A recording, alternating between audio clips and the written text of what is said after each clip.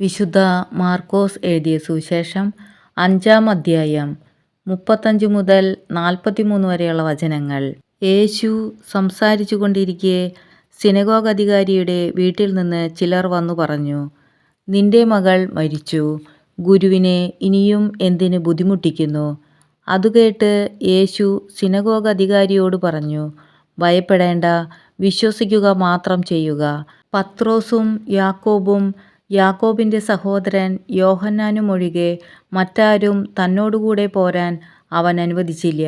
അവർ synagogue അധികാരിയുടെ വീട്ടിലെത്തി. അവിടെ ആളുകൾ വലിയ ബഹളം വയ്ക്കുന്നതും ഉച്ചത്തിൽ കരയുന്നതും അലമുറയിടുന്നതും അവൻ കണ്ടു. അകത്തു പ്രവേശിച്ച് അവൻ അവരോട് പറഞ്ഞു, എന്തിനാണ് നിങ്ങൾ ബഹളം വയ്ക്കുകയും വിലപിക്കുകയും ചെയ്യുന്നത്? കുട്ടി മരിച്ചിട്ടില്ല, ഉറങ്ങുകയാണ്. അവർ അവനെ പരിഹസിച്ചു. അവനാകട്ടെ അവരെ എല്ലാവരെയും പുറത്താക്കി. അനന്തരം പെൺകുട്ടിയുടെ മാതാപിതാക്കന്മാരെയും തൻ്റെ കൂടെയുണ്ടായിരുന്നവരെയും കൂട്ടിക്കൊണ്ട് അവളെ കിടത്തിയിരുന്നിടത്തേക്ക് അവൻ ചെന്നു. അവൻ അവളുടെ കൈക്ക് പിടിച്ചുകൊണ്ട്, ബാലികേ, എഴുന്നേൽക്കൂ എന്നർത്ഥമുള്ള തലീത്താക്കും എന്നു പറഞ്ഞു. തൽക്ഷണം ബാലിക എഴുന്നേറ്റ് നടന്നു. അവൾക്ക് 12 വയസ്സ് പ്രായമായിരുന്നു. അവർ അത്യന്തം വിസ്മയിച്ചു.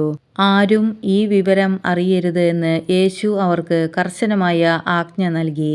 അവൾക്ക് ഭക്ഷണം കൊടുക്കാൻ അവൻ നിർദ്ദേശിച്ചു.